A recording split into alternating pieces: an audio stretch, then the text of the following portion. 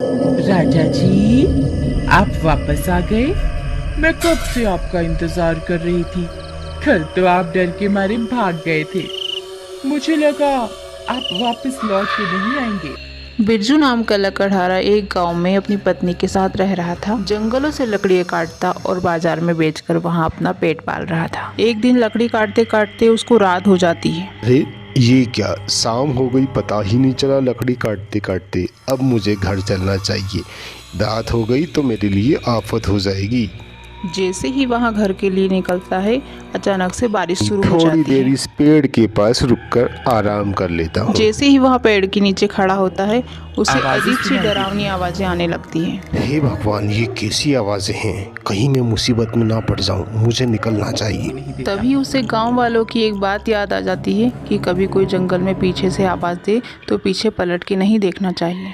हे भगवान, अब कुछ भी हो जाए मैं पीछे पलट के नहीं देखूंगा। जैसे ही वहां गांव के लिए निकलता है, उसे पीछे से एक आवाज आती है। ए बिरजू, कहाँ जा रहे हो? मेरी बात तो सुनो। बिरजू, क्या करूं? अरे अरे, आप बताइए कौन है, क्या नाम है आपका? मैं प्रेमलता हूँ। मैं जन्मों जन्मों से तुम्हारा यहाँ इंतजार कर रही हूँ।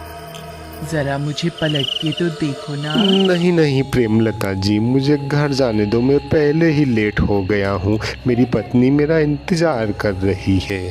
प्लीज़ आज मुझे घर जाने दो ना, मैं कल आपसे आके मिल लूँगा। इतने में बिरजू बहुत डर जाता है और गांव की तरफ भागने लगता है।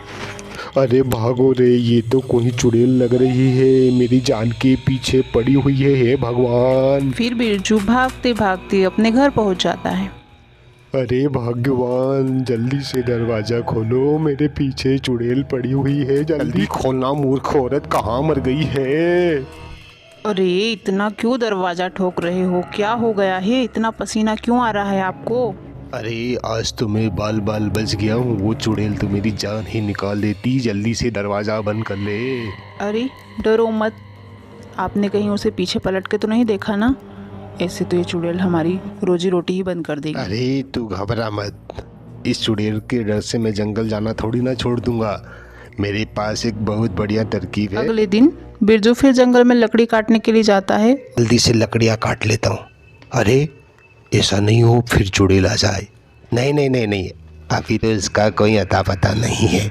शाम होने से पहले ही निकल जाऊंगा यहाँ से। फिर वहाँ लालच के चक्कर में और भी लकड़ियाँ काटने लग जाता है, जिससे उसे अंधेरा हो जाता है। फिर उसे डरावनी डरावनी आवाज़ें आने लगती हैं। अरे मैंने कोई ज़्यादा लालच के चक्कर में गलती तो नहीं कर दी? हे भगवान, ये फिर क्या हो गया मुझसे? राजा जी, आप वापस आ गए। मैं कब से आपका इंतजार कर रही थी। कल तो आप डर के मारे भाग गए थे। मुझे लगा आप वापस लौट के नहीं आएंगे। तभी वहाँ पीछे मुड़कर देखता है तो उसे एक चुड़ैल दिखाई देती है। हे भगवान, ये चुड़ैल कहाँ से आ गई? मुझे जल्दी से निकलना अरे चाहिए। राजा जी, कल तो आप ऐसे ही चले गए थे, आज तो आपको मुझसे बात करनी ही होगी। एक बार तो मुझे पीछे मुड़कर देखो ना। मैं आपको पलटकर जरूर देखूंगा, लेकिन मेरी एक शर्त है। आप अपनी आंखें बंद कर लीजिए, फिर मैं आपके सामने आऊंगा। जैसे ही चुड़ैल अपनी आंखें बंद करती है, बिरजू भागकर जाता है और अपने झोले से एक आईना निकाल कर लाता है और चुड़ैल के सामने आईना लेकर खड़ा हो जाता है। चुड़ैल मैडम, चुड़ैल मैडम, देखिए देखिए, आंखें खोलो, मैं आपके सामने ही खड़ा हूँ।